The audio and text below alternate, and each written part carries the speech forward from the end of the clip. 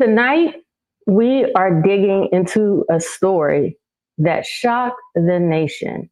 A 16-year-old was sentenced to 16 a 16-year-old was sentenced to 241 years in prison, told he would die behind bars. But 27 years later, he walked free by the very judge that sentenced him. This is a powerful conversation about the life of Bobby Bostic, a man who has found redemption, who has built a beautiful life, and who shows us that we must all never give up and never lose hope. All right, you all, welcome to Get Well with Mel, and we have an exciting episode today. This episode has been a very, very long time coming. Out of St. Louis, Bobby Bostic and myself, we found each other on the internet a few years ago. And I knew from our very first conversation, I was going to talk to him one day. And we finally got our schedules together.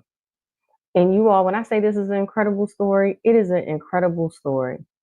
And as we go through the holiday season, I'm hoping all of you all out there can find some joy and encouragement.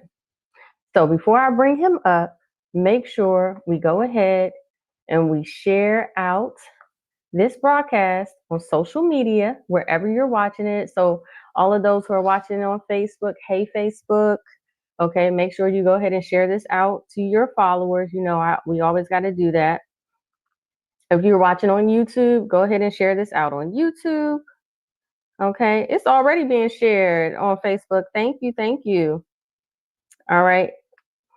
And those of you all who might have heard of Bobby, he's been on Good Morning America. He's been on Gayle King. So just spreading his story. All right. So now that we've gotten that out the way, and I see you all coming in, let's go ahead and bring up Bobby Bostic. Hello, Bobby. Hey, how y'all doing out there, Melissa and everybody that's listening? Hello, hello, hello. So like I was telling my audience, Bobby, this conversation has been a very, very long time coming. I'm so happy to finally have you on the show to tell your story, right? Of coming out of I can't even say just beyond incredible circumstance, having the type of faith you have. And then now, I mean, you are not just a productive member of society, you're an example that we can all look to. So, Bobby, tell us, just for people, let's say, who may be new to your story, new to your history, right? Just kind of walk us through. I'll just say this. Just kind of walk us through a little bit of your upbringing. I came up raised by a single mother in St. Louis, Missouri. Grew up in extreme poverty. In the 80s, a lot of women was on welfare. My mother was a single mother with four kids. No help, no father in the household, so she survived on welfare, which led us to living off welfare, which caused extreme poverty because it was barely enough money just to pay the rent, never enough for utilities, so we often went without gas, lights. At all times, we was at least missing one utility, and I grew up like that. That was a norm for me because in my neighborhoods, people was poor, and that led me to delinquency at an early age, vandalism, which gradually led me to graduate to selling drugs, stealing cars, and gang action, and then robbery, which led me to my incarceration at the age of 16. Absolutely. So, I mean, I'm going to let you get to the story of what happened that day, but you getting that sentence was that your first time going to jail, having to go to trial, being in front of a judge?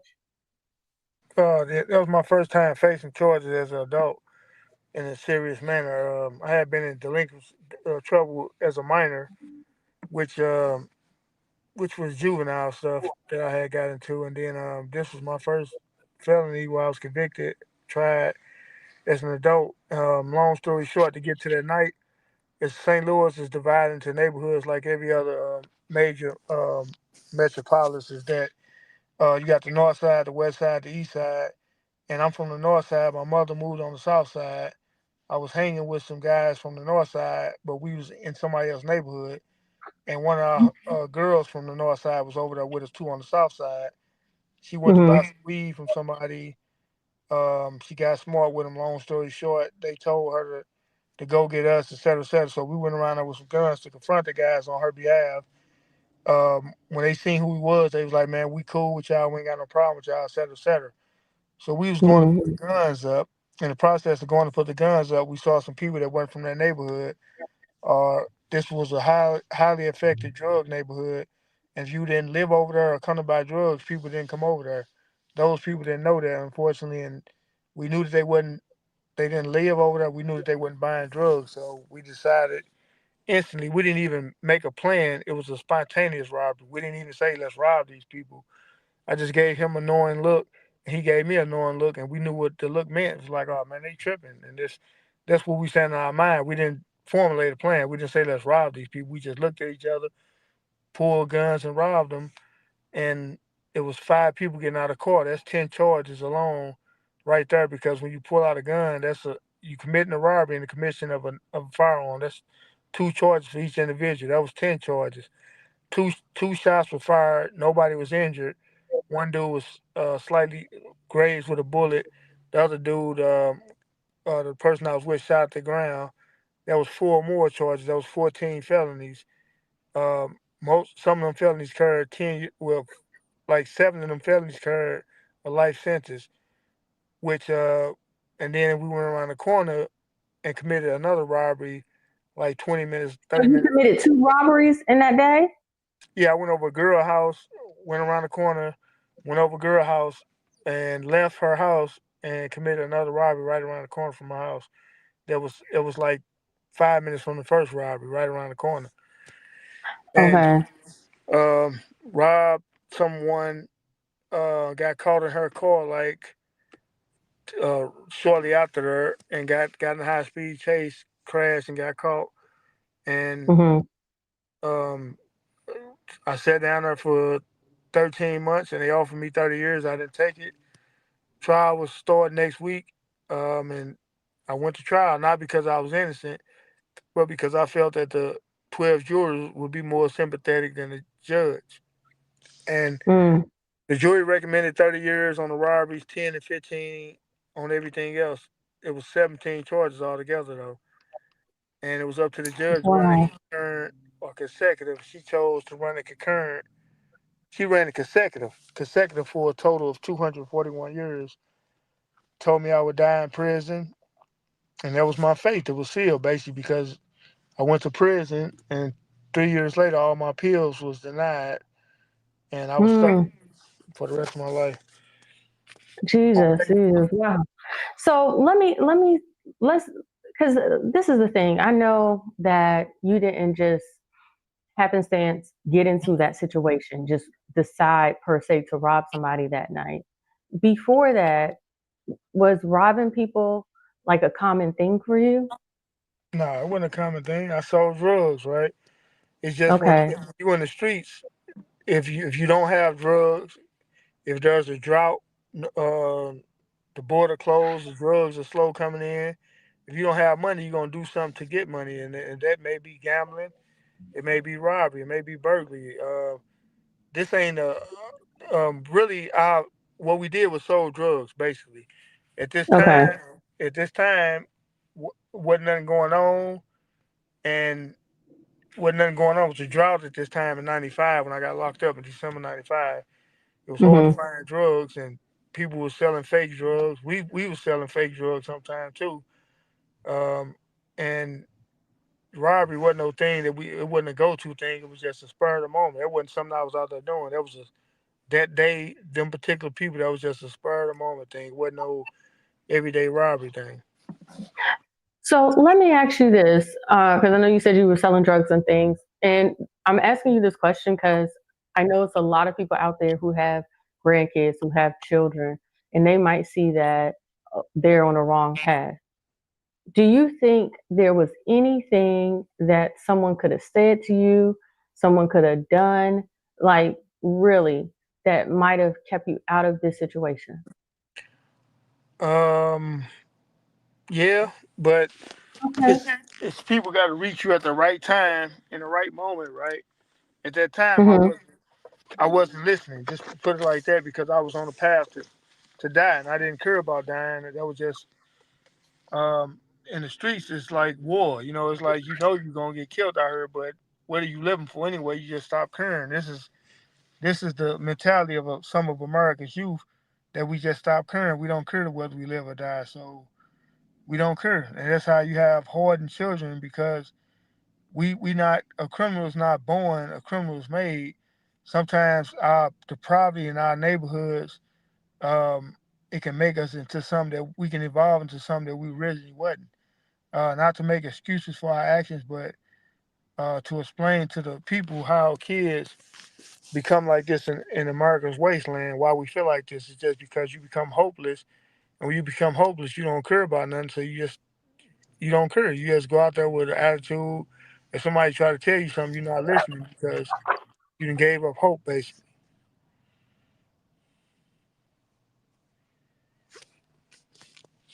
No, I'm sorry. What do you think is the right age, the right time that somebody could have caught that young Bobby and said, what could they have said? What could they have done to maybe have prevent this? Okay, in this book, this is one of my Hmm. books. I wanted to share real quick. One of my books is Yes. called, this book For here. those of you all who do not know, Bobby is an author. How many books have you authored, Bobby? I wrote 15 books while I was in prison. Okay. I published 7 of them while I was in prison. This is my second book that I published in prison. It's called A Generation Misunderstood, Generation X. Hmm. I got a chapter in this book called Teens, Drugs, and Guns, and I'm explaining how teenagers become the way that they are. Why do teenagers feel like they need drugs and guns? I'm going into extreme depth about why do we as children take these extreme measures when our parents don't have no idea what we out here doing. It's because one, peer pressure, right? Uh, Hmm. and two, you find a sense of camaraderie with a gang that you get love at home, but it's a different type of love in the streets. It's a love of approval, a love that people seek as children. You want to fit in, you want to be hip, and you feel like okay, mother, father, auntie, uncle don't understand the language that we speak or what's going on in the street. So you turn to for confidence to your peers. You seek companionship and camaraderie among your peers, which can lead to us committing crimes in the streets because some of us don't care out there. And this is because we lost hope. We don't feel love at home, even though it probably is there. We misinterpret it, so we stop caring, and we turn to crimes and gangs to get our own voice. We find a voice in spray paint graffiti. Let people know we was here hitting our setup. We want a voice. We want to be heard. We want to be seen. And since like the old African proverb that says that the child that don't feel the warmth of a village, that child will burn the village down. So our communities and surrounding areas didn't seem to hear us or care about us. So we was heard by gang banging, wearing loud colors, getting cars, Hmm. fixing them up. Like, look at me, see us. We got a voice. You're gonna hear us one with the other. That's what we did. So, Bobby, question for you. You were not the only one that was arrested that night. It was a other young man who got arrested too. Is that right? Yeah, he was 18. Donald Hudson. He was 18 when we got locked up, and Hmm. I went to trial approximately 13 months after we got locked up, and they tried me first, um, and I got to 241 years. And when he saw that, he like, I'm not gonna play with these people. They just gave him 200 some years. I'm not gonna go to trial, which he didn't, and he took the 30 years, right? Uh, Hmm. he did 22 of those years, and it was time for him to go for parole. Within about a month or two of him going up for parole, he was smoking some K2 or whatever, and that's synthetic marijuana. For those who don't know, drugs are easy smuggled into prison. We have Hmm. access to drugs just as y'all have access to drugs here. We got them out here we got drugs in there in prison. So he was smoking some synthetic marijuana. In And prison. yeah, and this stuff make you Hmm. act erratic. And I guess the guards were trying to restrain him or whatever. In the process, he lost it. He lost his life. Right. Um, Really? Stopped breathing and became unresponsive. And they left him on a gurney and came back, checked on him. He was dead. So um, Wow. And yeah, he was about to get out. he's about to get out. She gave him his chance because he took the plea. And she made an example of me. She said for other young people that if you go to trial or don't listen to your parents, this will happen to you. And she told me I would die in prison, et cetera, et cetera. And when he She got said sentenced, that. She said that literally, the judge. her last part of her last words to me on record was, your mother tried to get you to take the plea deal. Your brother tried to get you to take the plea deal. Your brother was in a wheelchair from being shot. You knew the circumstances under which he was shot, so and you still didn't listen to him. So you made your choice, Mr. Bostic. You're gonna live with your choice, and you would die with your choice because you would die in the Department of Corrections. And when she said that, my whole world caved in. I was numb and I was shell shocked. Like, damn, I done had Hmm. guns pointed at me, point blank range on the street, with people trying to kill me, but nothing hit harder than the world's words have told you gonna be dying in prison. If somebody's shooting at you, then that's different to how she sentenced me. And it's like, man, and my mother was standing like 5 feet from me, and it's like no sympathy for her. It's like, man, that hurted her more than it hurt me because either way, I was scared going into prison, but I knew I would have to go in there and survive. But it's nothing she can do about her son's life being taken, and that really hurt her, man. Absolutely, absolutely. Well, listen, I'm getting some comments here while you're talking. Shout out to cousin Alex in Philly. Thank you for watching. Shout out to Chris out of Baltimore. Thank you for watching. And all of those who are watching, listen, go ahead and leave some comments if you have some questions. Bobby, he's open to taking them, right? And we would love to acknowledge you and where you're watching from. That's how about that? Alexandra, she said, "What a heartless judge." Absolutely. And guess what? This same judge was the same judge that set you free. And we're going to get to that in a moment. Okay. So, oh, we have Connie. She said, "What's up, darling?" Okay, Catherine. Nice to see you. Nice to see you. All right. Who else is checking in? Say hello, hello, hello. Shout out y'all for those of y'all who are just tuning in. We have Mr. Bobby Bostic here. He was sentenced to 214 years, right, in prison at, at 241 years. excuse me, 241 years in prison at just 16 years young. And he was sentenced, excuse me, he was set free by the judge that sentenced him. And he is telling his incredible story, you all. He has become an author, a youth advocate. He's been on several national media outlets, and it's just such an honor to have him here. So let's see here. All right, so Bobby, so let's talk about it. So you've been sentenced, and what made you think you were going to get out? Like, what you're sentenced 241 years. What even gave you that thought to say, "Hey, this wasn't permanent"? I always had hope walking into the door, right? This book here, this is the second book. I mean, this is the first book I wrote. As you can see, it's called Dear Mama, The Life and Struggles of a Single Mother. This is my mother, right? Um, Mm-hmm. she gave me extreme encouragement every day in there.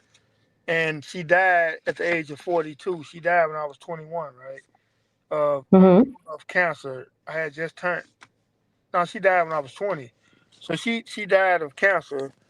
And I wrote this book, as a form of healing and therapy to show people that we can get through anything that we're going through in life. Because when I lost my mother, I felt that there was the end. But I was reading her letters, and she telling me to never give up, to keep going over and over again. All her letters always said, never give up. But right when that judge sentenced me, I knew in my soul that I was getting out one day. I just didn't know how. But I felt that I knew this was an injustice, and I knew I was getting out. I just knew. And I just held on to that hope. But it wasn't all peaches and cream like it was all good. I was involved in all type of stuff in prisons. I was fights, rides, everything that you can do in there. Is, with the exception, I never ever got involved in homosexuality. That's the only thing I didn't get involved with. But I sold drugs in prison. I fought. I was involved in knife fights. Anything that was in prison, I was involved in it. But somehow, the higher power allowed me to not go too far off the edge and allowed me to get free. So, despite the violence and the ignorance that was around me, I started reading books.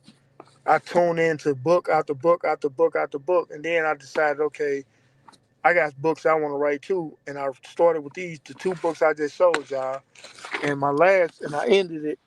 I got 7 books in prison. I published those books within a year and a half span in prison, and then I went to college in prison too, and got college degrees, studying sociology, and I just wanted to learn. I wanted to educate myself beyond the street corner.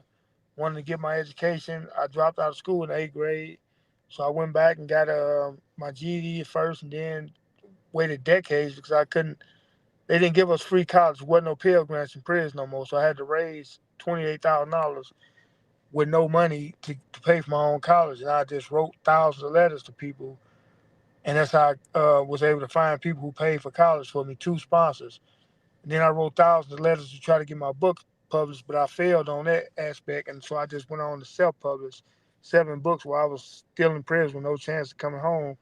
I wanted to use those books as a way to reach out to the world, to show them my talent, my skills, my heart and my soul, and what I had to say, and to get people to see that people like me had value to add to society if I was given free. And now I'm out here, I'm doing everything that I spoke of, dreamed of, and said I would do. So, and I was writing letters on another aspect. I was writing thousands of lawyers, law schools, churches, anybody who would listen to my story. And eventually I got the right legal team, ACLU, and then Posanelli, they joined. And yeah, 3 lawyers from ACLU, and then Posaloni, that law firm. So I had walked out of prison with 5 attorneys pro bono. That's Uh, and that's, that. I'm sorry. That is amazing. That is amazing, Bobby. Um, Catherine, she says, I'm sorry he had to go through that at such a young age. God is amazing. He's still here and has a sane mind. Praise God. Absolutely. So, Bobby, I hear a lot of people, they use this word manifestation, right? yeah, Do you, I think that you are a very good case of manifestation, right? What sort of tactics did you do or practices, I okay. guess, to get out? See, like when we talk about a story like this, um, when we do interviews, we kind of gloss over things, unfortunately, because everything can't be covered in an interview. But for the readers, this is my autobiography. My autobiography. Any question that you may have that I didn't answer, or if you want to go into further that, this is my life story. My autobiography is called Okay. "Humble to the Dust, Still I Rise." All 9 of my books are available on Amazon.com. That's right. Uh, And you all can go to you all can just Google his name, Bobby Bostic, and also you can follow him online on Free Bobby Bostic. So in your book, you talk about, I guess, like how you manifested this whole okay, thing as far as getting out. yeah, I went into great detail and length on how I did this. Right. I Okay. did this by faith, right? We all know that faith is the evidence of things unseen, substance of things hoped for. We just hope for something, but you got to believe in something that you can't see, right? And that's sometimes it's damn near impossible when everything around you is negative. Every time you try something, you get told no. But every great person in life, every great invention, all these things didn't happen overnight. It was told no. Henry Ford, look how he manifested with more. Thomas Edison, 10,000 times with the light bulb. How the little American army went up against the Great Britons. You can go through our history. I reading these type of stories, and I'm like, even before I started reading deep, it was faith is embedded, right? Even when I was in the streets, I believed in God. So that was the foundation, the stronghold. One other thing is that extreme poverty that I went through in childhood, it prepared me for prison. It prepared me for those hardships.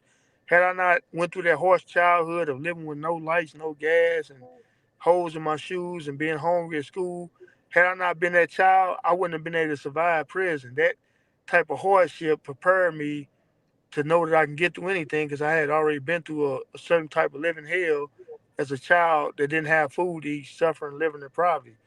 That prepared me for the harsh prison existence. But when you get there, nothing can prepare you for a 241-year sentence. And then somehow, when you go through enough, you decide you want to change. But I was at a maximum security prison. Everybody had 30 years or more. So every attitude was negative. Like, I wish you would try me. I ain't got nothing to lose. And Hmm. other complete ignorance. So I'm around this reading books. I'm wearing glasses, right?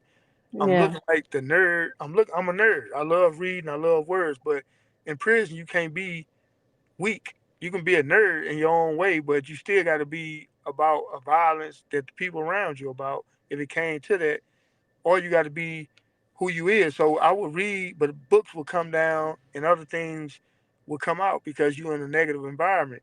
So I had to tune that stuff out. And once people know who you is, it's just like, man, leave dude over there, let him read his little books. That's what he do, man. Okay, Don't. so And they started to respect you and protect you a little bit. no, ain't no protection in prison. Nobody can protect you but God and yourself, right? Oh, Because the thing about prison, like just say if a guy run to a gang or a religion for protection, right? What's gonna happen with that? It backfires on you because just say if you run to these guys for protection, now uh, next month you get an appeal to saying you can get out or any reason to want to be positive. It's too late for that because you got to ride with the people that you swore your alliance to. You got to go when they go. Ain't no question about you ain't trying to get in trouble or I got to visit next week. No, nobody care about that. This ride from the kickoff, you got to go. In fact, I could be in house unit 5 and something happening in house unit 3 that ain't got nothing to do with me. I'm from St. Louis. A dude can come from Utah somewhere, and the people, if he in the gang that I'm in or the religion I'm in, people gonna be like, man, you got to help, dude. And I'm like, man, I ain't never seen this man before, but mm, he the gang. He Muslim. He Christian, man. He one of our brothers. So ain't no you can't say you ain't going. You in that circle, so you got to go. And then you throw away this dude I never seen before. I got to throw away everything my whole life around for somebody I don't even know. But this how rise is. This how prison politics work.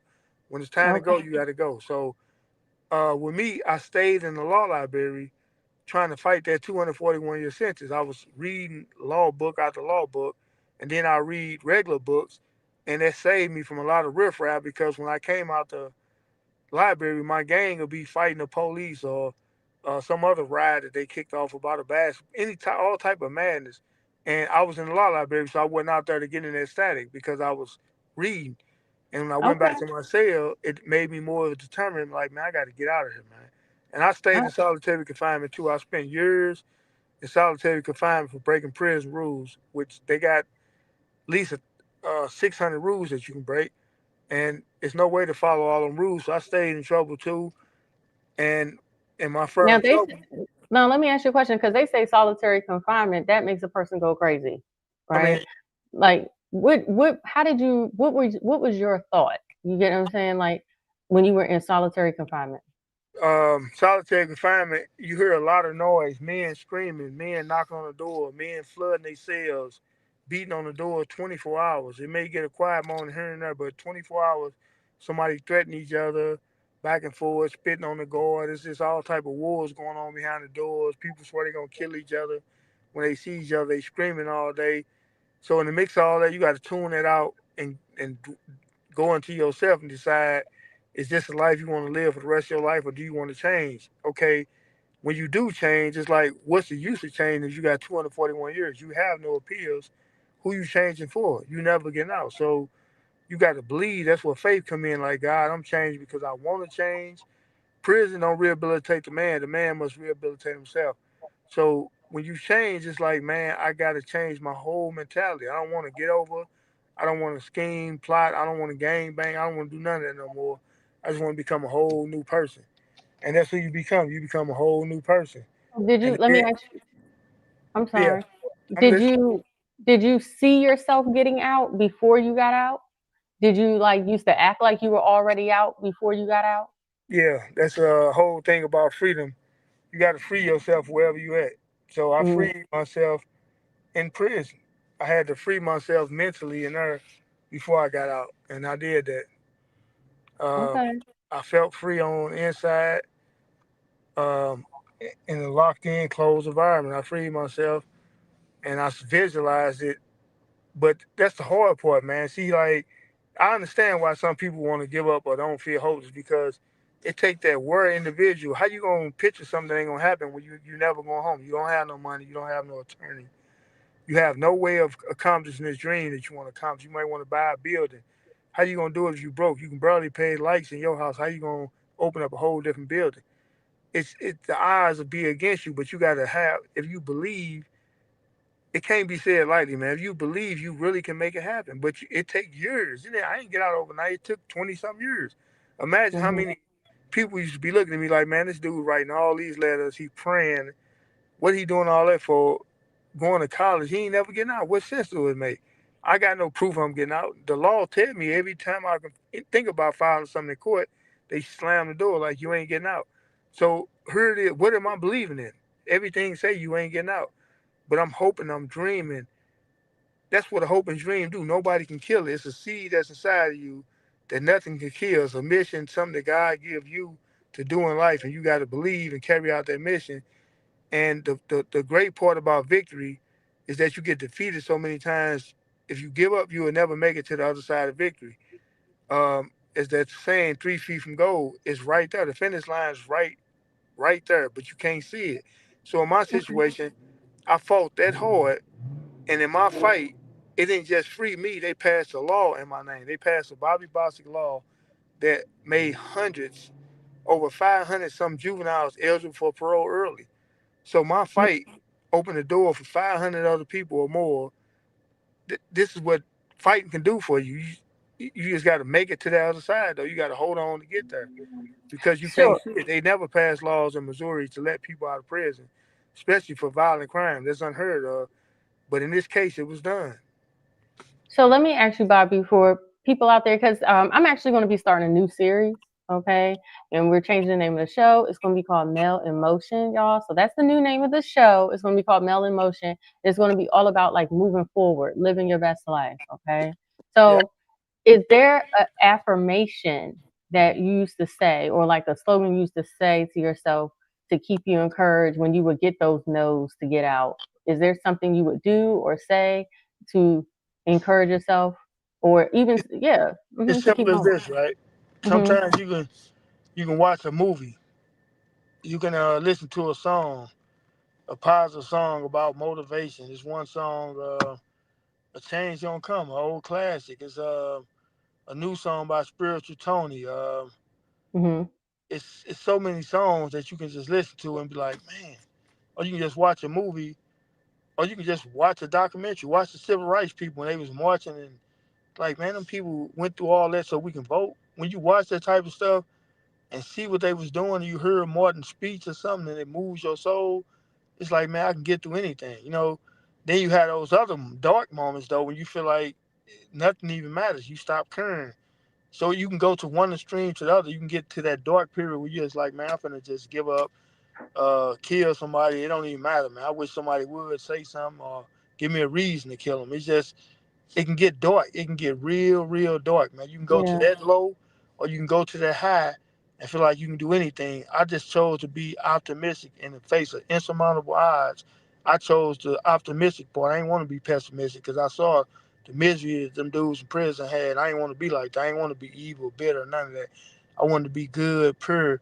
I kept my purity intact. 27 years, I kept my purity intact. I never lost my humanity or the essence of my soul. And that's why I come out the way I am. I never lost faith. I never lost hope. I never lost humanity. That's the most important part that they'll strip you from. You walk in prison is humanity. People go through stuff in life that ain't never been in prison.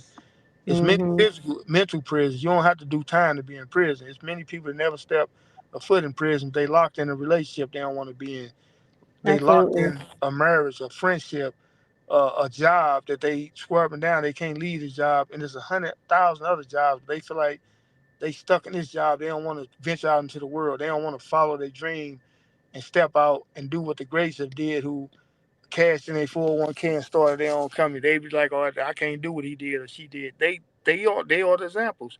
If Yeah. somebody in prison listen to this, I'm the example. I was never getting out, man. The lady told me I would die in prison. The courts reinforced her every time. It was like, even when she came back and said I was wrong for giving this 16-year-old child this time, we got the brain science to say I was wrong. The victims didn't object.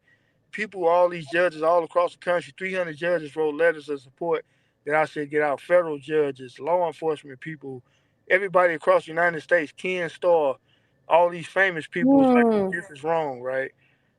Sally Yates, that was Donald Trump, Attorney General. She said it was wrong. All these people, but Missouri was staunch on we don't care about that. He in Missouri, he did the time. He gonna do the crime, and he died in prison. That was that. Um, this the judge who sentenced me though. Her word didn't even it didn't matter at first until she kept being vocal about it. But at that point, that's another reason just to give up. All this fighting and don't lead nowhere. You still gotta believe. You gotta hope beyond hope, no matter what you're going through. It ain't got to be prison. It ain't got to be death. It ain't got to be jail. It can be losing weight. It can be anything, man. We just got to put that our mind to what we want to do. Read these inspirational scriptures from way back, inspirational books. But when I read this stuff, it quickens my spirit. I wasn't just reading a Bible story or a Quran story or story about history. When I read this stuff, how the Americans defeated the Britons, I'm like, man, these people can do this with against these insurmountable odds. When they supposed to got slaughtered, but they didn't. How I can get out of prison? Okay, I ain't got no money, no lawyer, but I can still get out of prison. But how? The how is when you got to dig deep in to find the reason why, man. If you don't find the reason why, you give up. It's Okay. another old saying that I used to read about 200 million sperms shot to the egg, and you the one who made it. If you Mhm. fought 200 million sperm to get into this world, you got a special purpose here, man. If you fought 200 million other sperm to get here, and now you here, live your purpose. Do some, create, become great, man. Look, this is my, Okay. this is So, my, Bobby, real all quick. right. I just want to Uh-huh. say, this is my other book. It's called Making History While Remaking Yourself, right? We can Hmm. fix those things that we feel is wrong with us, and we can do something historic in the process. I love it. So, listen, I just want to show the audience comment. So, uh, Catherine, she said, "I'm sorry he had to go through that at such a young age. God is amazing. He's still here and has the same mind. Praise God." Alex says, "You're a great testimony and inspiration, Bobby." And Darlene Gordon Wright says, "So sorry for the years he lost.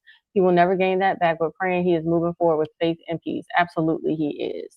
So, Bobby, so let's talk about that. All right. So, how did you get the judge who sentenced you to jail to campaign for you to get out? Hey, How did that the even whole come thing. about? I didn't do that. God did it, right? That's the Okay. whole other thing about faith, belief. Even if you don't believe in God, just say hard work. Some people, everybody that you talk to, don't believe in God for whatever reason, but it don't matter. It just I didn't get her to do nothing. There's no possible way when you're in prison you can get a judge, a prosecutor, a witness, nobody to do nothing. Everybody in prison know that. Everybody out here who listen who got a family member in prison know that. It doesn't happen. This is some type of miracle beyond a miracle that she came back. I So never how did saw y'all God. reconnect? How did y'all reconnect? Like what happened? Because you had been trying. Like how did she What find out? happened was Mhm. that they did research on the juveniles in Missouri, and I had more time than any juvenile in the history of Missouri. And Really? when they hit the press, it was like, how did he get this much time? And that led to, okay, he was given his time by her. And I guess the media, whoever was reaching out to her, and she was like, okay, look, this was wrong. I shouldn't have did this, and it was wrong to sentence him to that time. And her and my lawyers got in touch, and it went from there. And she came and Really? saw me, and she became an advocate. And so this happened during the time that you have been fighting, right?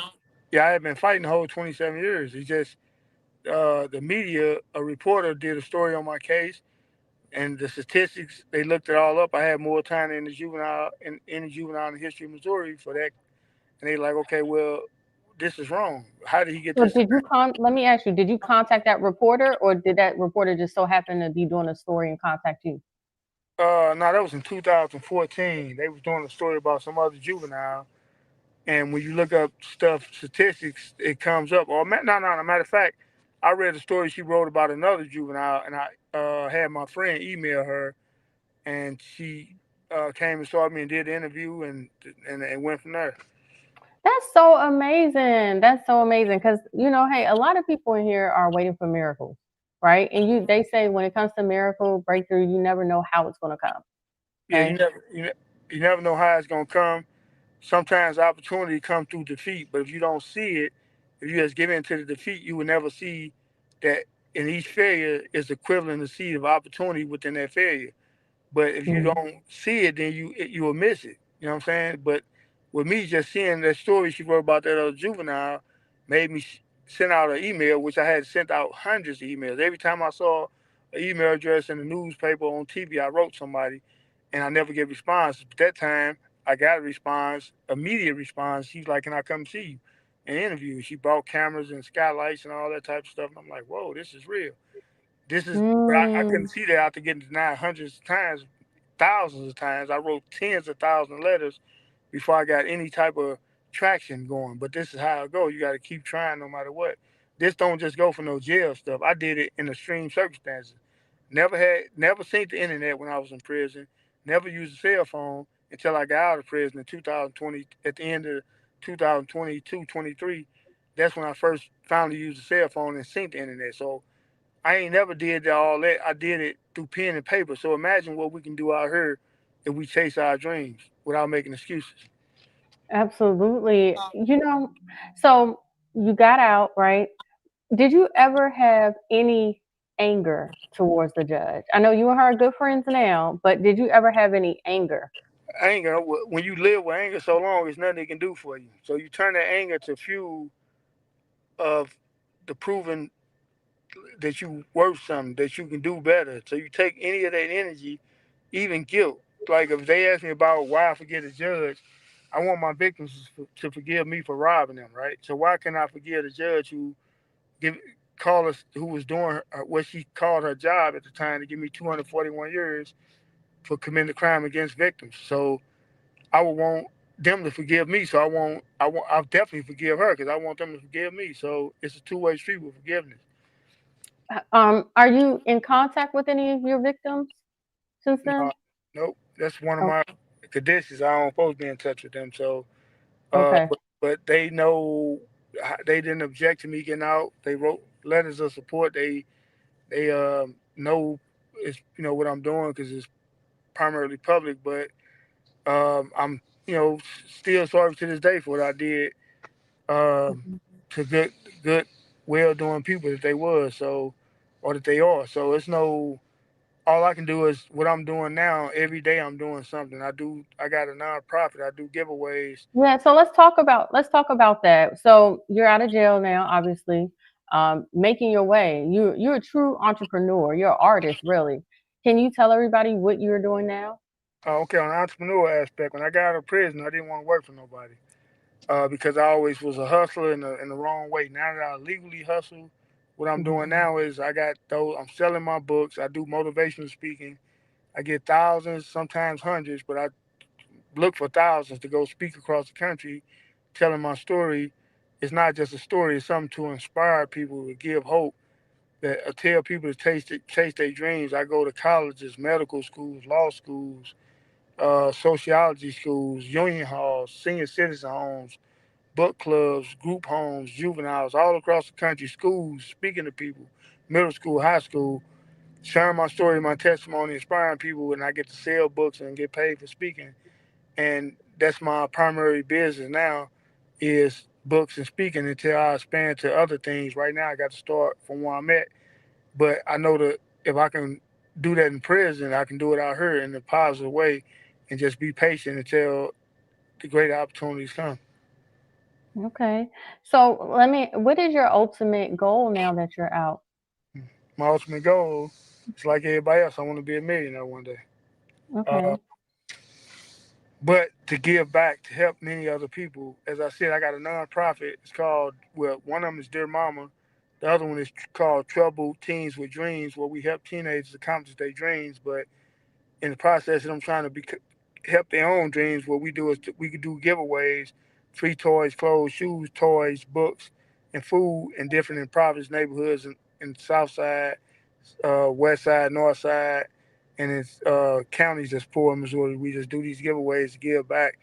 And no greater feeling or more fulfilling in the world than it is to see smiles on people's face that need help, and you can help them.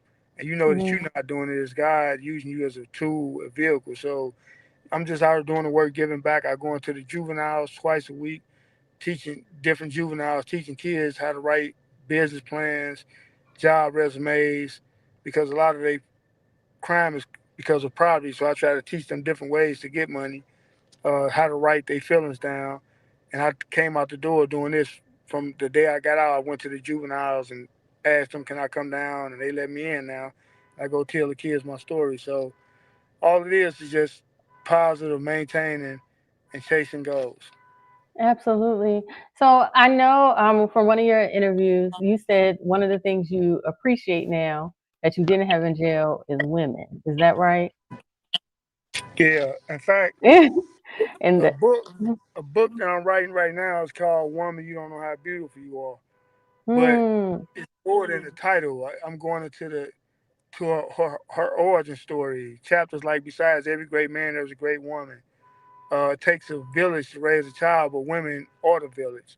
Uh, I'm going into extreme detail about how women beautiful than they ever know. They soul, they spirit, not the physical attributes, but how God made them, they maternal instincts, things that I didn't trip off until I had to sit in there and be deprived of women for 27 years. Now I can see how beautiful they is. Now I see everything that they are, and that got me through too. Just dreaming about them, wishing and hoping the day I got her that they was gonna. But I knew they was gonna be here, but till I get her to them. But it's more than we can ever. We can't see them in there. So when you see all these different variety and flavors, it's like this is true beauty. Women just don't even know how beautiful they is. what would you say to that single mom out there whose son is just wayward, right? What would you say to her? I would tell her, please read Dear Mama, but never give up on your child. Understand that he's influenced by his peers, social media, things that you didn't teach. You got to let him grow, but be there, hold his hand, walk through this with him. Show him people like me. Let people like me talk to him. Give him real life examples. Be patient with him and keep doing all you can to advise him the right way. Absolutely. All right. And what about the maybe that person who was incarcerated for some time and they feel like they can't get any opportunities because of their record? What would you say to Well, what would your I'm advice a living be? testament. I'm a living testament to that. If you want to start a business, you can do it. You can go to CDL schools, drive trucks. Hmm. There's no limit on what you can do. You can start a business from scratch. We did it in prison. We did it on the yard. We knew how to make something out of nothing on that yard. Why can't we do it out here in a positive way? Yep. It's so many ways to tap into your inner resources, your hard skills and soft skills that you have within. Make money while giving the service to help people. I'm good. Okay. Let me ask you, and because we about to get an interview, like your family, you have such a big family. What was it like reconnecting with them when you came out? Because I know you had to be on the defense so much being in prison. Now, How did you reconnect with when them? with my family is they know me, right? So it's like they came and visited me the whole 27 years I was in there. It's like Okay. Bobby home. And then, well, certain people that didn't come see me, even people that can see me, they wonder, right, for about a Hmm. day. Like, how is he the same? And once they see, okay, this dude ain't changed. Not, I did change my bad ways, but my essence, like, oh, he's still Bobby. He did 27 years and he's still Bobby. Look, okay, now everybody like, oh, let's go back to normal. He here. We want him to be at the house at all times and be around us. But bro, back, he's the same person. That, So you didn't have like any like psychological per se effects or anything like. uh, yeah, that the feeling of happiness, the feelings of, man, this is life out here. It's beautiful. People just don't Bobby, know. I think that's the biggest miracle of it all because you hear so much of like recidivism and arrested development and people going back to jail because that's all they know, things like that. So for you to have like your mind and like you said your humanity intact, I think that's the biggest blessing of this all. With that, we end it with that good note. Melissa said we finna end, y'all. Follow me On Instagram, Free Bobby Bostic. Follow me on LinkedIn under Free Bobby Bostic. Follow me on X under Free Bobby Bostic. Google my name. Look me up on YouTube. Look me up on Amazon. And she gon' in the chat she'll put my websites troubledteenswithdreams.org, Yeah, let me do juvenile that. the other one juvenile life was without parole speaks.org, freebobbybostic.com, and So, minddiamonds.net. question, Bobby, what is the next event you have or speaking engagement, just so they'll know? On my next speaking engagement is at the Kirkwood they hundred they 100th anniversary of the Today Library. I'm gonna be there as an author speaker selling my 9 books. That's December 12th. In St. December Louis? 12th is the day I got yeah in St. Louis, Kirkwood, Missouri, which is the St. Louis suburb at the St. Okay. Louis Public Library. I mean Kirkwood Public Library. Um, Uh-huh. I'll be in New Orleans in March, but right now everything I'm doing is local for the next few months, which is good. Got to stay home sometimes and just look for me. Follow me on social media and show you what I'm doing, what events I got coming up. If I'm in your city, your Ab- town, come and meet me in person. Look me up, Instagram, um, and you'll follow me on YouTube, wherever. You'll see what I'm doing and what I have done, how I got to this point, and what's going on behind the story and the movement. Absolutely. Well, Bobby, listen, we certainly do thank you for coming on. I definitely put your Instagram is scrolling on the bottom of the screen, so they'll be able to, go ahead and reach out. And listen, I wish you the best of luck. You're doing some amazing things, and I'm happy we finally got to talk. I appreciate that, Melissa, and I hope everybody listening got some inspiration and some mental food behind what was said, the conversation, and the wisdom that was displayed in the conversation. Please take nuggets of wisdom from this and apply it to your own life. And thank y'all for listening. Salute. Absolutely. Thank you. You have a wonderful day. All right, thank you. You're welcome. All right, you all. Listen, that was so good. That was so inspirational. I thank Bobby for coming on. All right. And so next week is the what? It's like the last of our annual enrollment period for Medicare. And y'all know I've been super busy. If you haven't gotten your Medicare benefits together, make sure you holla at your girl. Also, if you want the replay of this, you can go to www.melissadhall.com/, get well with Mel. And it's a form on the website. Just go ahead and put your information in there. And I'll make sure you get the replay and get alerted every time we have an episode. Like all those people's comments that are appearing on the display, it is because they are on our text list, and so they get access. They get the replay, they get to comment, they get their questions answered. So if you want that, we don't spam you or anything. All you have to do is just go ahead to melissadhall.com/get well with Mel.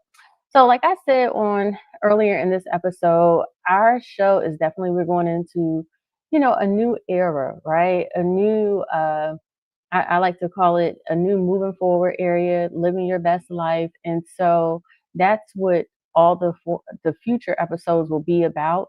Some of the episodes I have coming for you all is Jessica Winston. She's a branding expert, a guru. She's gonna be talking about how to rebrand your life. I have Letitia Tuggle. She's actually my hairdresser. We're gonna talk about hair care, right? Dealing with hair loss, creating a new look for the new year.